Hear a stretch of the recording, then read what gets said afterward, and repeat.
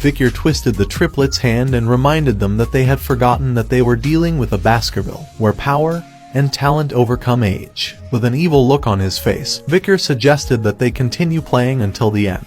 The triplets, terrified, looked at each other in shock. Bichir suddenly punched the triplets, knocking him to the ground, while the other two watched in disbelief. The third triplet attacked Bichir in a fit of anger, but he quickly kicked him in the face, sending him crashing down. The room fell silent as the triplets lay there, battered and broken. Bichir stood over them, looking cold and unfeeling. He then told the triplets that they would get better with treatment, but he also made it clear that he wouldn't let them leave the room and they would have to live with the discomfort of their own bodies. However, he would be generous and allow one of them to leave. The triplets were surprised and relieved to hear this, and asked which one could leave. Bichir picked up a knife and threw it in front of the triplets, telling them that they would have to decide for themselves who would leave the room.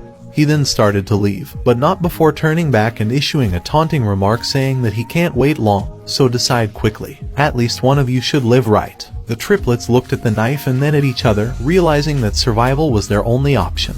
They began to fight, each trying to grab the knife and gain the upper hand. The sounds of their struggle echoed through the room, and Bichir listened with satisfaction from outside. He had successfully caused the Triton of Baskerville to split, pitting brother against brother in a fight for survival. In the Patriarch's office, the head butler, John Barrymore, delivered some unsettling news to the Baskerville Clan Patriarch, Hugo le Baskerville. The Moore clan had been causing trouble in the ruby mines, claiming it as their territory. However, Patriarch Hugo assured John that they would handle the matter when the Moore clan reached out to them. John then reported on the interim evaluation of the juvenile fortress and informed the Patriarch that Master Bichir had scored the highest on the written exam. The practical exam was scheduled in 5 days, and the Guardian Knights had vacated the premises in preparation. However, John hesitated before informing the Patriarch of a recent incident at the juvenile fortress. John informed the Patriarch that there had been a big fight amongst the young masters at the fortress. Patriarch Hugo was concerned and asked how many of them had died.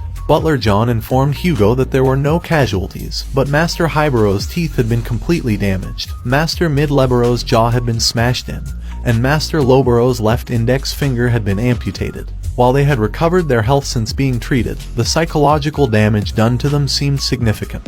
Patriarch Hugo was taken aback and remarked that they wouldn't have fought amongst themselves since they were so close. John then revealed that there was some friction with another young master, an 8-year-old named Master Bichir, who had wounded the 3 young masters and who also had the highest scores on the written exam.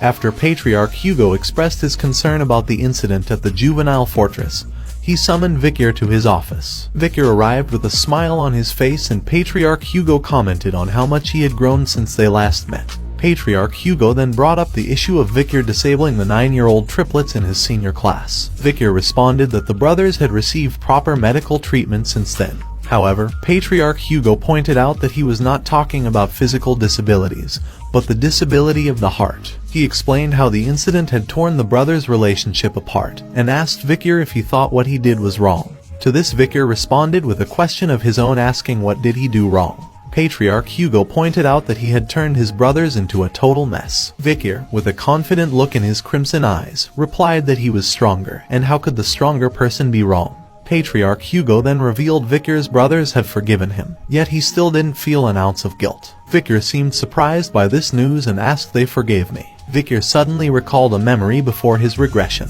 The youngest daughter of a family that was ruined by the Baskerville clan came to pay Hugo a visit. She had become a nun after many years and she forgave Hugo despite his clan being responsible for the ruin of her family. Bichir repeated the same line that Hugo had said to the nun.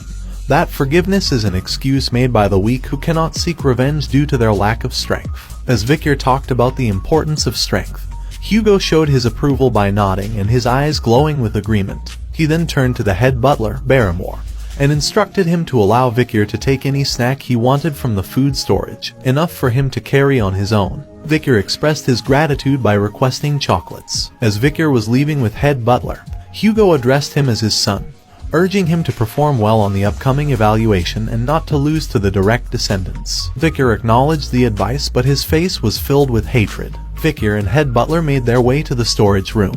The head butler began to inform him about the chocolate. He explained that it was the highest quality chocolate that the Moore clan had obtained with much difficulty, and that it was enjoyed by their gourmands. However, Bichir quickly interrupted him and stated that he didn't want anything that was processed. The head butler was taken aback by this and asked for clarification. Bichir then requested cacao beans, ones that had a rich aroma. The head butler was confused but complied and had the beans brought to Bichir. As Bichir put one of the beans in his mouth, the chef informed him that they were the bloody beans known for their rich aroma and that with just one bean, he could produce 100 liters of chocolate. The head butler watched as Bichir ate the bitter bean, and thought to himself that Bichir must really love chocolate to eat something so bitter on its own. And this was a good method to obtain more chocolate, as after being processed he would have a huge amount of chocolate available. The chef asked Bichir if he wanted them to process the beans and send them to his room, but Bichir declined and said he would take them as is. The head butler was left wondering if Bichir just had peculiar tastes.